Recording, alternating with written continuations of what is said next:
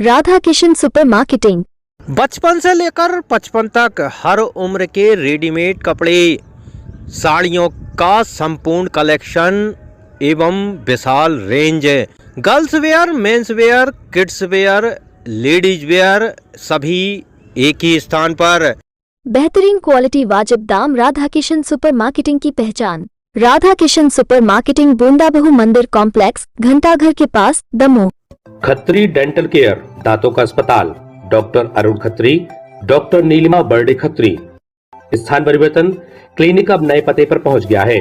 समय सुबह 9 बजे से रात्रि 8 बजे तक। हमारा नया पता, Khatri dental care, union bank of India के बाजू से, राय चौराहा।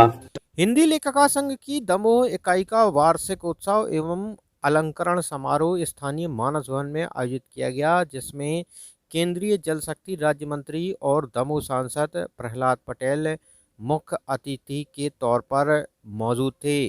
वहीं कार्यक्रम में पूर्व वित्त मंत्री जयंत मलैया, दमोह विधायक अजय टंडन, वरिष्ठ साहित्यकार नरेंद्र दुबे के साथ अनेक लेखक और कवि मौजूद थे।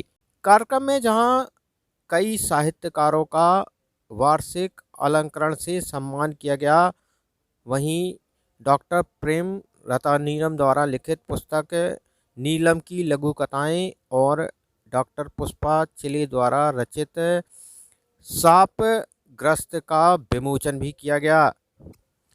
आयोजन में पूर्व में दमोह जिले के कलेक्टर रहे SK दुबे भी मौजूद थे, जिन्होंने दमोह जिले के अपने कार्यकाल के संस्मरण लोगों को सुनाए। हिंदी लेखका संघ की दमोह इकाई द्वारा प्रतिवर्ष यह कार्यक्रम आयोजित किया जाता है, जिसमें देश भर के साहित्यकार हिस्सा लेते हैं। साथ ही इसमें साहित्यकारों को अलंकृत भी किया जाता है। संस्था के सचिव नीलम जी, आज जिन हमारे सम्मानी भाइयों का और बहनों का अलंकरण से सम्मान किया जा रहा है, यह भी परंपरा हमारी हिंदी लेखिका संघ से आरंभ हुई। यह 16वां हिंदी लेखिका संघ का दमोह में स्थापना दिवस है। मैं कहना चाहती हूँ कि जब मैं भोपाल के हिंदी लेखिका संघ के वार्षिक कार्यक्रम में पहुंची, वहाँ पर डॉक्टर राष्ट्रीय रावत से हमेशा ही मुलाकात होती थी। उन्होंने 2005 में यह संस्था मुझे सौंप दी थी, ये कहकर कि तुम्हें दमोह में इसको खोलना है। अनायास ही ट्रेन में हम लोग बैठे थे, आभा जी भी जा रही थी भोपाल और मैं तो अपने कार्यक्रम में थी ही। जैसे उन्होंने मेरे मुँह से सुना था कि मैं हिंदी लेखिका संघ के कार्यक्रम में जा रही हूँ, तो कहने लगी मुझे बता दो, मैं वहाँ पर आऊँगी। तो यह एक संयोग की बात होती है कि वहाँ पर उनको अध्यक्ष घोषित करवा दिया था मैंने, और मैंने कहा था कि मैं तो सचिव ही रहूँगी, बाकी मुझसे कुछ नहीं बन पाता है। मित्रों, जैसा कि किताब का कवर आपने देखा, नीलम की लघु कथाएं और एक सुंदर चित्र खुद उनका है। नीलम की लघु कथाएं हैं, उनका चित्र है, सुंदर चित्र है। और एक ऐसी रचनाकार हैं डॉक्टर प्रेम लता नीलम, जिनकी साहित्यिक यात्रा आधी सदी पार कर चुकी है। 51 साल से अधिक समय से वो साहित्य जगत में कविता मंचों पर सक्रिय हैं। वो किशोर अवस्था से साहित्यिक मंचों की अपनी सहभागिता कर रही हैं, शोभा बढ़ा रही हैं। और एक समय स्थिति ऐसी आई कि पूरे राष्ट्रीय स्तर पर उनका अपना एक नाम है, उनकी अपनी एक प्रतिष्ठा है। ऐसी कवित्री जो 51 साल से ज़्यादा हो, इनकी साहित्यिक यात्रा हो, कविता से, गज़ल से, लोकगीत से उनकी यात्रा शुरू हुई हो, और जब वो गद्य के क्षेत्र में आती हैं तो मुझे लगता है कि उन्होंने सम्यक और सामयिक विषय को चुना है। साहित्य में सबसे ज़्यादा लोकप्रिय कोई विधा है तो वो कविता है, उसके बाद कहानी है। कहानी में कहानी जुड़ती जाती है तो उपन्यास हो जाता है, पर सबसे ज़्यादा सुनी और पढ़ी जाती है वो है कविता और कहानी। और अब कहानी में भी बड़ी कहानी होती है, मझोली कहानी होती है, छोटी कहानी होती है। तो ये जो दौर है, जो सम्यक परिस्थितियाँ हैं, वो छोटी कहानी का दौर है, क्योंकि इमोजी में बात होती है, संकेतों में बात होती है। गुड मॉर्निंग को जीएन लिख दिया जाता है। अब किसी को गुड मॉर्निंग तक लिखने को पढ़ने की फुर्सत नहीं है। ऐसे समय में प्रेमलता जी ने लघु कथा की जो विधा अपनाई है, मुझे लगा उन्होंने बहुत बुद्धिमानी के साथ में, विवेक के साथ में इस विधा को उपादेय बनाने के लिए, लोगों तक पहुंचाने के लिए कार्य किया है। मैं सोचता हूँ कथा क्या है। कहानी को तो कहानी कहते हैं, बड़ी कहानी, छोटी कहानी। आमतौर पर लघु कथा को लघु कथा कहते हैं, लघु कहानी बोलचाल में कम कहते हैं। तो कथा को मैं जो परिभाषित करना चाहता हूँ कि ये कथा है, लघु कथा, तो कथा है यथा, तथा और व्यथा को अभिव्यक्त करने का सिलसिला है। यथा यानी यथार्थ, जो वो देखती हैं, परिवेश है, जगह है, वो यथा।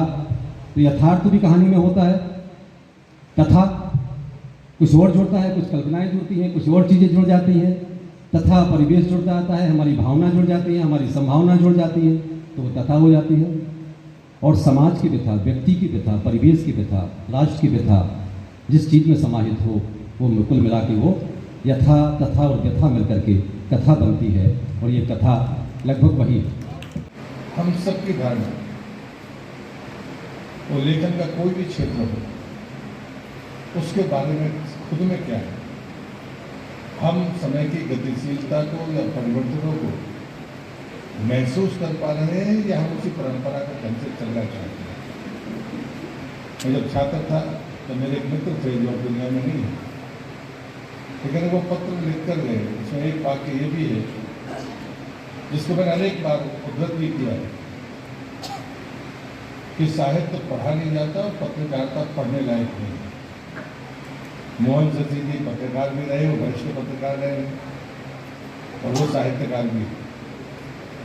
मेरी इस बात को, जो मेरी नहीं है, मेरे मित्र की है, मुझे लगता है, मुझे विश्वास है कि वो जरूर कभी ना कभी इस पर कुछ ना कुछ लिखेंगे या मुझे बताएंगे।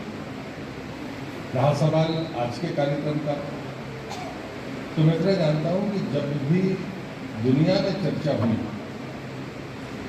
कि हम किन चीज़ों को महत्व दें, तो दुनिया के तमाम जितने भी मनोवैज्ञानिक थे या अन्य क्षेत्र में काम करने वाले लोग थे, जो समाज में जीवन मूल्यों पर चर्चा करते हैं या आकलन करते हैं, उन्होंने कहा कि जो सबसे महत्वपूर्ण गुण है वो है संवेदनशीलता। यदि संवेदनशीलता है तो वो लेखक भी हो सकता है, वो कवि भी हो सकता है, वो पत्रकार भी हो सकता है, वो सामाजिक और राजनीतिक कार्यकर्ता भी हो सकता है। दुनिया का कोई क्षेत्र ऐसा नहीं होता जहाँ पर वो ना कर सके। उससे पहली सीढ़ी वही होती है, वो संवेदनशीलता किसके पास होती है।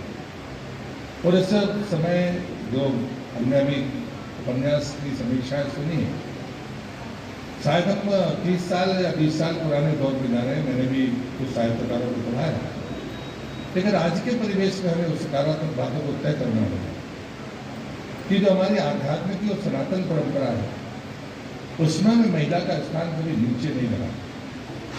चाहे वो विद्या की देवी हो, चाहे वो धन की देवी हो, चाहे वो अन्नपूर्णा हो।